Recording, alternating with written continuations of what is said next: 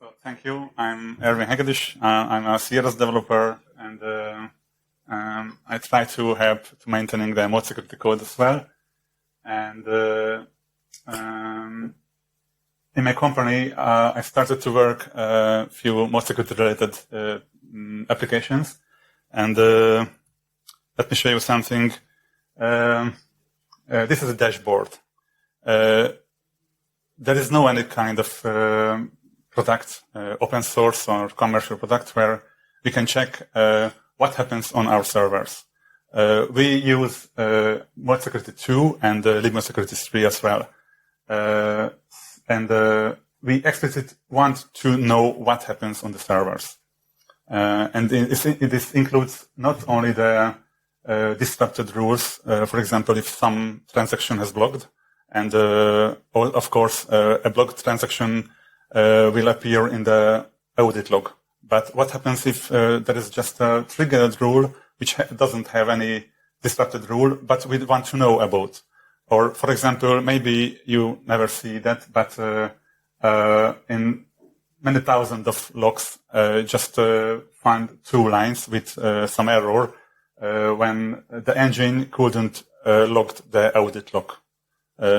That means if the engine wants to write into the audit logs, it wants to make a log file, and the logging was failed. So, and mod security also records this. So this is the dashboard. I don't want to show too many things because it's a very early version. But I would like to talk about how the log parsing works, because it's very important. So, and this is my presentation. Okay. So I would like to talk in this presentation about the IDs, the goals and motivations, internal operations, so how the log builds, how the log buildings in both engines, for a few examples and future plans. No, not this. Okay, so as I said, we use mod security on more and more servers, Apache and Nginx, and of course we run more very unpleasant false positives. The demand is process logs from a custom dashboard, and we want to show the logs. Both developers and administrators who can check the WAF results. For example, there is a developer of an application, and for a request he gets 403, or maybe he gets 200, but wants to check no any other rules was triggered.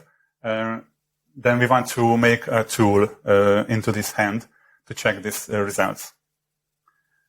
Collect virtual hosts. So there are many virtual hosts on many distributed servers, and we want to collect all logs. Just a side note, maybe you heard about MSC PyParser, and I make HTTP PyParser. It's also a parser which parses both Nginx and Apache configurations. So it means the HTTP PyParser can recognize the whole Apache configuration, and you can get many informations. After the presentation, I can show you an example in real life. Collect information about server configuration, including log paths. It's very important. CRS setup, for example, kernel level, and mod security customization. For example, is there any audit log? Is there any custom settings? For example, if you want to know about size limit or any other. So we can collect all the information. Which log? There are 2 logs, the audit log and error log, and we choose the second one, the error log, because we need only warning lines too, not just the disruptive lines, right? And the question was how to transport the logs to the dashboard app. On the fly, now on the dashboard, it works few virtual hosts. For example, the mod security.digitalwave.2, maybe you know about this site. I'm a Debian maintainer, and I'm packaging mod security, libmod security connectors for Nginx and CRS. And it's a static site, so no any dynamic content. And these lines goes to the dashboard on the fly. And the other way is copy the logs and load them in place. So I just copy every day a log and load into the database. First step, I faced the problems, LogParser and those limitations. I will talk about this topic. For example, truncated fields. Maybe you run into this problem. Falsified data. Maybe it's a new thing for everyone, but maybe it will be an interesting thing. Differences between the Nginx. So Nginx and Apache makes the log by different way. Portability, what if we want several different applications? For example, usually we use Python, but sometimes we use PHP. And I talked about if I can make some bindings for any languages. And performance, it only may occur in extreme cases, but I want to care about this. So it's not as trivial as it seems at first. Falsify data. Okay, so let's check this this request. It's a curl request and a post request, and minus capital X means it's a multi-part request. And see what's the name of the multi-part data. It begins with mark and a file def/null, a file line -2, it's nonsense. ID, it's a P, also nonsense. MSG is empty. And the other, and let me know the file is again. So there are two file fields. You're not in the audio. And there is sorry. There is a pointer there. Okay. If you take a look at the table, This? yeah. You press Just the middle and there is a... okay. Yeah. Thanks. Sorry. So here's the file field 1, file field 2. That's it. And see what happens in the log. Mod security warning. It's now everyone see this pattern. Matched trace pattern from attack something at our names. And here is the file once. Here is the file first, and here is the file third. What is the correct? Okay, so the last of us. So the last occurrence of the file, and it's important the whole pattern. We want to check the whole pattern. Okay, I'm talking about later this. Yes, and fortunately later this won't appear. For example, if you want to log the matched war, because the matched war in both versions, like Mod Security 3 and Mod Security 2, also encoded in encoded form, so it's no problem. So this is the falsified data. It has a side effect, because consider there is an XSS or an SQL injection attack through the application, and the WAF blocked that request and write the attack into the log.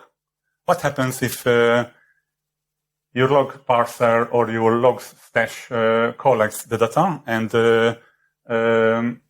a beginner administrator likes this XSS and click on them?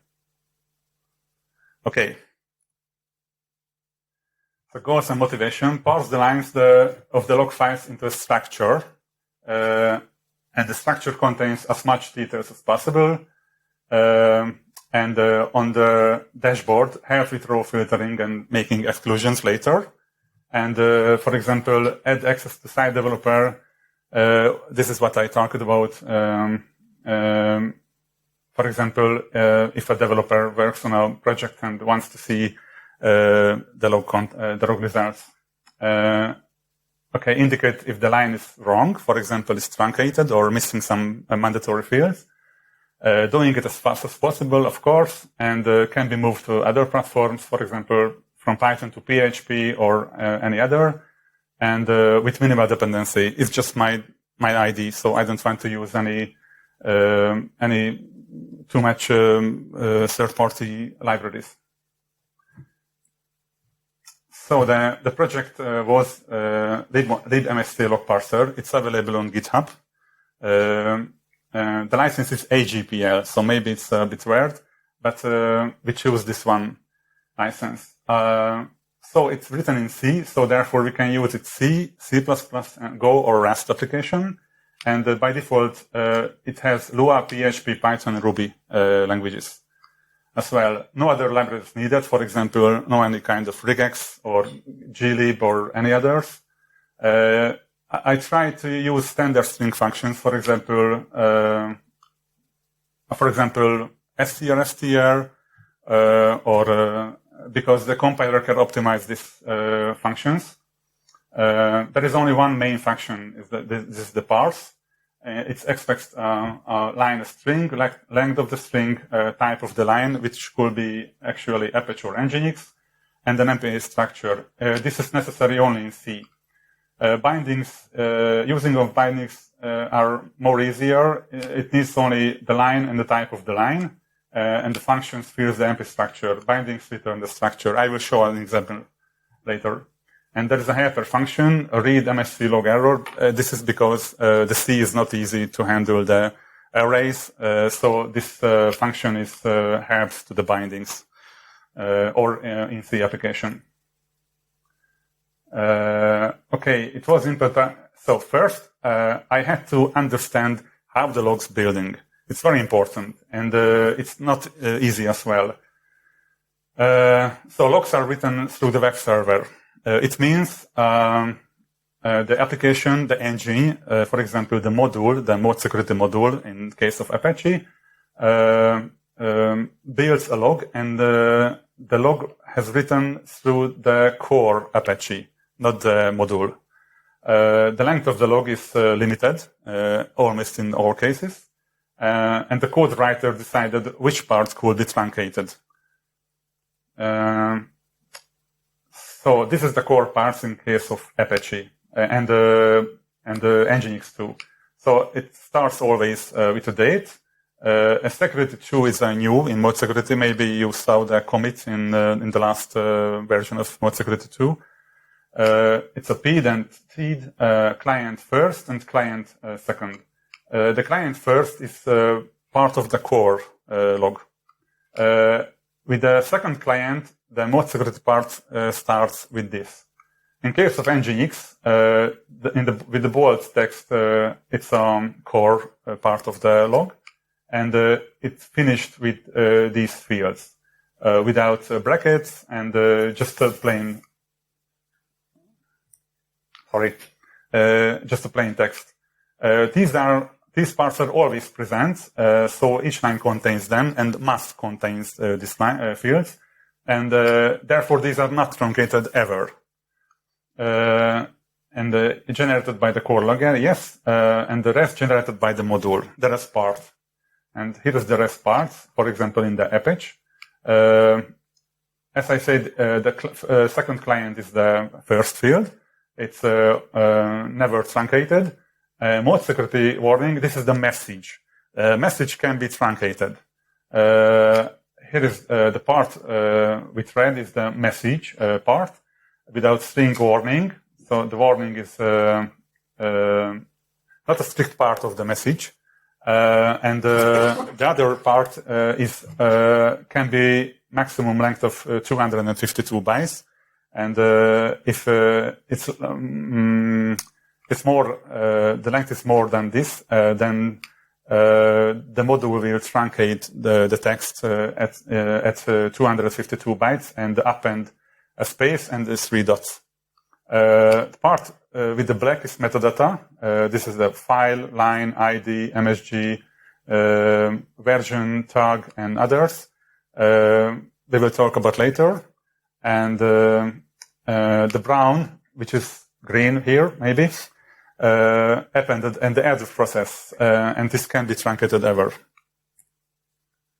The metadata in the module parts, in case of Apache, is the file, line, ID, MSG, where tag. This is an example. it's important that it has a strict order, and the order is mandatory. This is the file, second is the line, then an ID, rev, MSG, data, severity, where, maturity, accuracy, and tag. Also, it's important information that fields are optional. It means if a rule does not have the mentioned value, for example, CRS doesn't use maturity and accuracy, right? So in case of Apache, these fields won't appear in the log. It's important because in Nginx, it has a different behavior.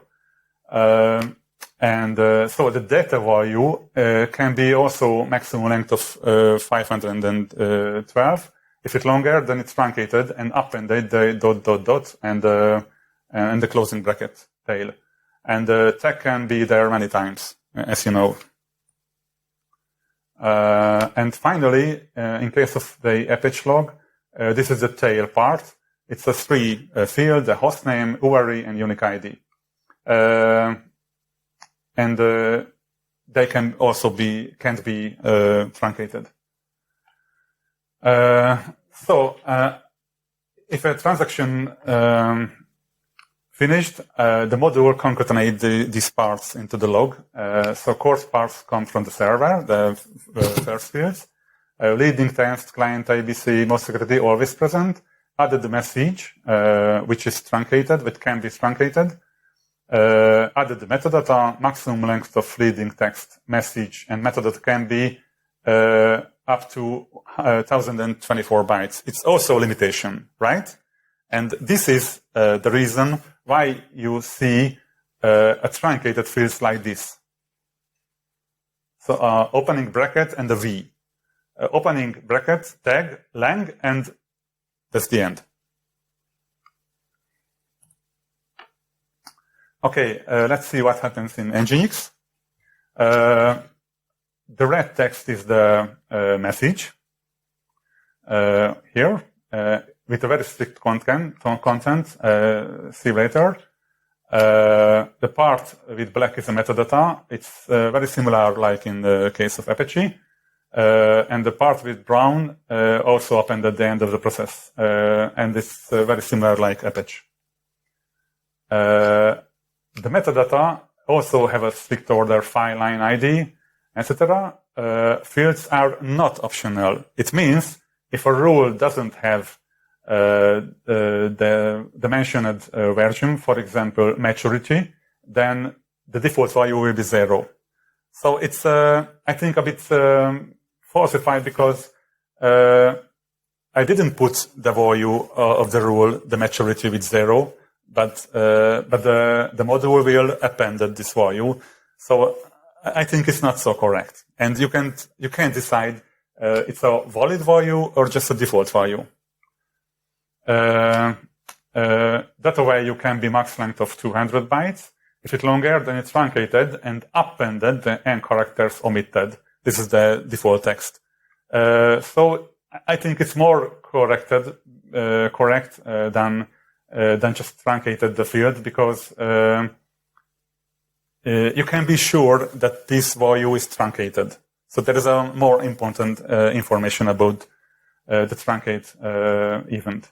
And the tag can be there anytime also. And this is the tail part of the Nginx log. It's very similar. The URI field has a limit with 200 characters. That's it. And this is how Nginx concatenates the module. Core parts come from the server, leading text, most security warning always present. In case of lib security tree, there are only 2 types of messages. In case of Apache, there are many types of messages. And the message in the case of Nginx, it's a very strict format. As I said, the added message is operator, and this is the operator which the rule used. Which parameter is a constant string, a param, which is a parameter which against the operator, and this is the variable key and the variable value. So there are 4 dynamic content in the log, and This can be useful because if you want to make an exclusion for the rule, these 4 information can be very valuable. Param limited to 200 and value limited in 100 characters. Later, it's added the metadata. Maximum length of leading text and message can be length up to 2 kilobytes. Unfortunately, this is the one place only in case of libnginx, libmodSecurity3, where there is no information about the truncate. But I have never seen any log lines like this. After that, the tail part added, and so the advantage of the libmodSecurity3 is no random truncated field. Or if there are any, they are marked explicitly. Okay, splitting the line. So challenge, split the line into the parts above. I choose this method, find the left border of the message. It's easy. First mode security occurrence it. That's the message part. Find the right border. You can remember the fails data. Look for the last file. And this is important pattern. A space and bracket, file, space, and a quoted mark. And the pattern in the line, I listed here them. And this is what I said in previously presentation, that later in the data, this pattern is hexa encoded, so we don't care about this. So this pattern, the last pattern of this occurrence, is the real file pattern what we are looking for. tar stairs with the fixed hostname pattern, and we can parse in the metadata, and this is the trick. The right border of the next field is the left border of car length, and step back with 2 characters, and I allow the search method to find this shortest possible pattern. For example, if the algorithm recognizes 3 characters of the pattern, then we can say, okay, this is what we are looking for. So we can find the truncated V, this is the version, or a T, this is the tag, and truncated tag fields, and so on.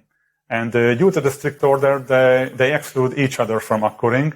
For example, V is the shortened form of version, and only one conflict can be there, the single M character, which can be MSG or maturity, but MSG is before the data, so it's never truncated. Okay, getting more information. As I said, there are many kind of messages in case of mode security 2.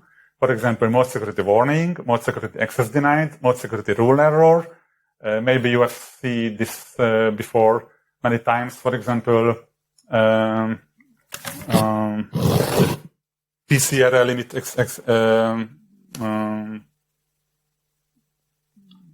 what is the correct accurate message? PCRL limit exceeded. Yeah. Okay. Here is it. And some of them, for example, the PCRL limit exceeded, modify the structure. So after the message, the first field is the ID, almost with minus sign, and then a file and line, and there is no spaces between the fields. So the parser, what I made, also recognized these lines too. Get the reason, pattern match, why the pattern matched, operand and target. This makes exclusions easier. Show the truncated field if any, and mark all errors. Truncated field, missing fields, disk was full, for example, and similar.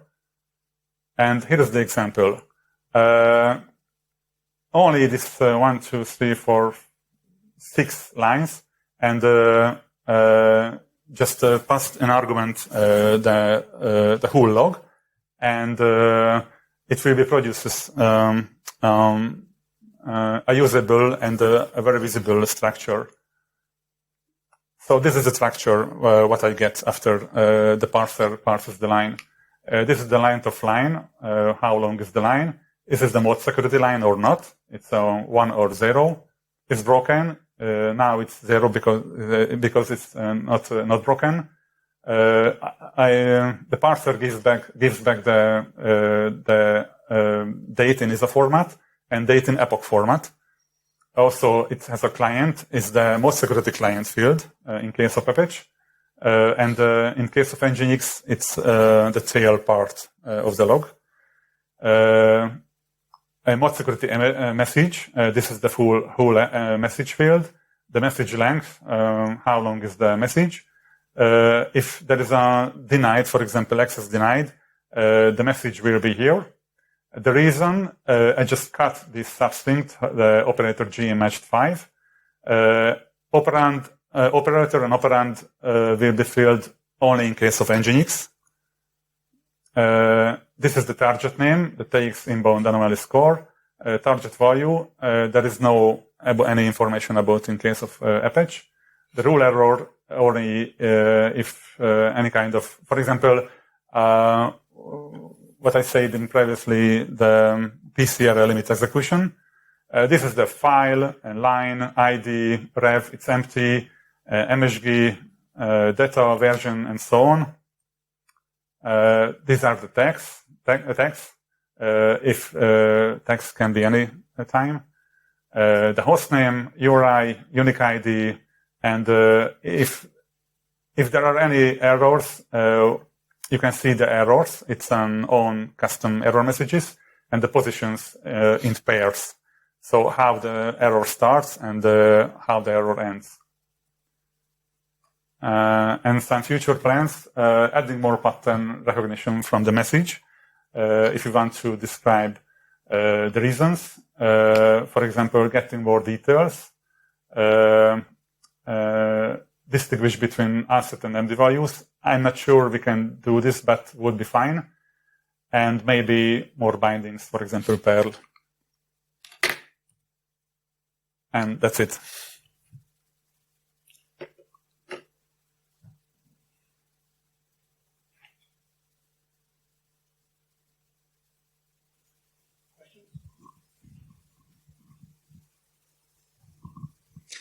So Mod Security 2, I've never used it personally, but I know it has an option to like a JSON export of the log lines. But I think that's very, very basic. It looks like what you've done is like much more a much more sensible way of cutting up the log lines. Is there any way, do you think, that you'd be able to put the work you've done and commit that back to the engine, assuming that the team would be happy to have that in? Because it seems like a really useful thing to have. Yeah. But sorry, what is the question? I'm just how does it compare to, I guess, the built-in JSON log exporter? Because I think that's very basic, isn't it? It doesn't pass. Sorry, no. The log export, the JSON can be only in the case of audit log. But I'm working on error log, so you can access information from any kind of behavior of the engine, not just and the audit logs contains information only if a triggered rule contains some disruptive actions. For example, block or deny, the deny or reset or so similar. But I can show you in the dashboard. So this is the dashboard, okay? As you can see, we grouped the whole transaction with a table. So here is 3 lines from the mod security log. This is the first line. This is just a warning. But the second line is the access denied. So only the first rule, which is a critical, which has a critical severity. This is the 920600.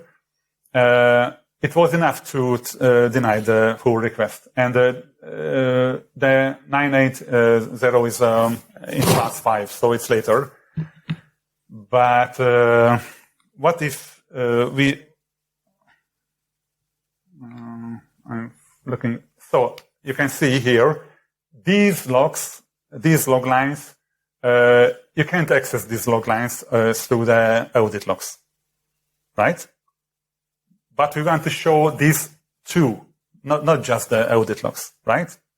And it's very important. And this is why we choose the error log, not the audit logs. You're right. The ordered information can be accessed through the audit logs more easier. Yes, that's right. But not all information are there in the audit log, what we are looking for.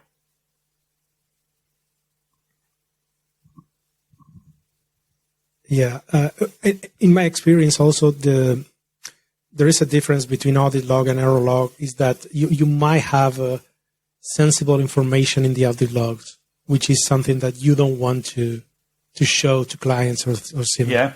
So I think if you're targeting error logs, it's more like vanilla in many cases, that it can bring you a lot of information without compromising the data you're logging. For example. Yeah.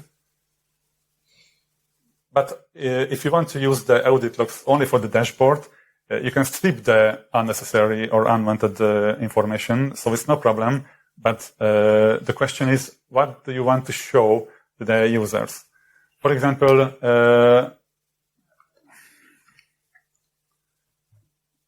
this is a rule 920345340. Maybe you see this. This is a digital web product also. You can see the details of the rule. But go back to here, and we can see what happens here. So this is the details of the log line in parsed. But this information isn't available in the audit logs. But what if a developer works on an application and you want to avoid to reach the blocking state? Just inform the developer, hey, please check in after every modification of your code that you can be sure that you do not triggering any kind of rules on.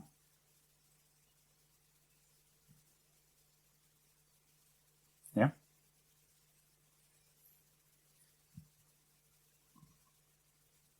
Okay. Have you talked about correlating it with the audit log? So you can create, for example, a unique ID and then jump to the audit log doing a filter? Yeah. Sorry, let me repeat the question because it wasn't okay on the recording. So have you thought about correlating both? Because there's very valuable information in the error log, but for troubleshooting and for some of the reasons, going after the audit log, it's also the next step. So usually you can just click unique ID and do searches on the table. Yeah, it was a plan that I think it's very far from the state, actually. But when we started to make the dashboard, we are talking about a lot of time.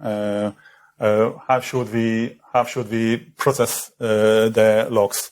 And the question is still, what do we want to show for ourselves, for our engineers, for our developers, and for our customers?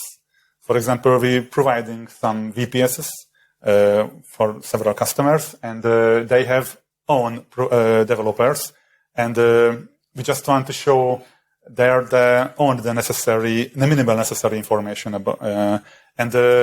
For example, there is a plan that if a developer finds some entry on the dashboard, they just mark the line, and there will be a small form. So send this line to the administrator and ask them to make an exclusion. But the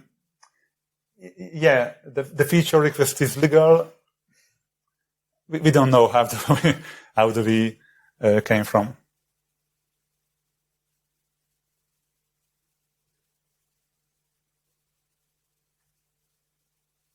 Okay.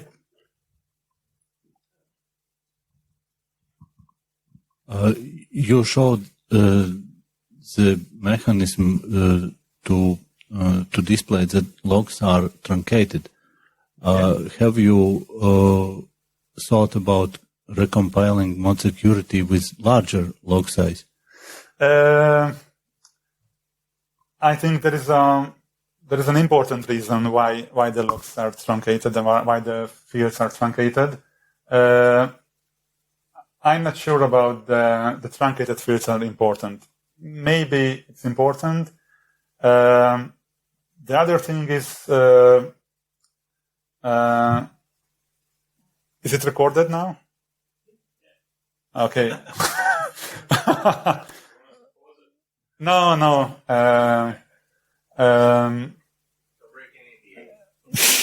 No, I think it's.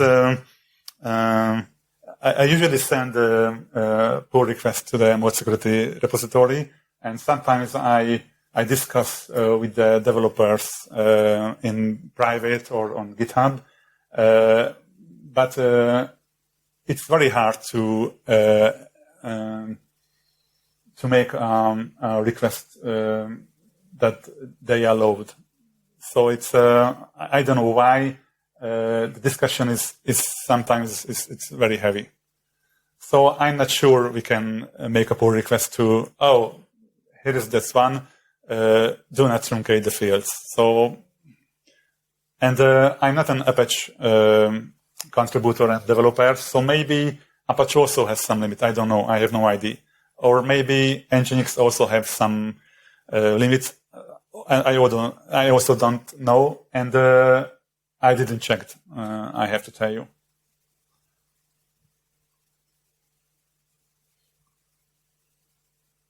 Any more questions? How do you integrate the previous component with the dashboard? Is it live streaming or do you have it in batch? And at what part do you enrich it with the GIP and ASM? GDPR? The IP, GIP and ASM value. There's a GIP, yeah. GIP information comes when the log sends from the server, and the parser builds the structure, and after the structure is done,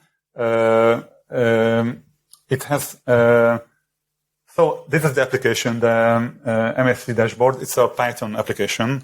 I'm using Battle. Maybe you know that Battle, Python Battle. Oh, it's a framework, HTTP framework, and there is a module which receives the line, uses the parser, and append the GUIP informations to the log, and after that we store it in a SQL database. So it's later, it's not part of the parser. But I'm thinking about, I added optionally, maybe we can add, if there is some demand, I can add that too. Thanks.